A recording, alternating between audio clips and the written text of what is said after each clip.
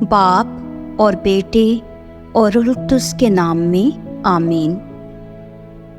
حزقیل نبی کی کتاب میں سے ہمارے لیے آج کی تلاوت اس کا 2 باب 2 آیت سے 5 آیت تک۔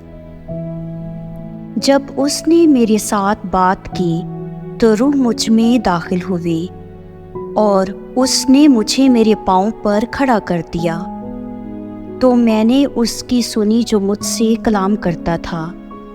اس نے مجھ سے کہا، اے ابن بشر، میں تجھے بنی اسرائیل کے پاس، یعنی اس باغی قوم کے پاس جو مجھ سے برگشتہ ہو گئی ہے، بھیجتا ہوں۔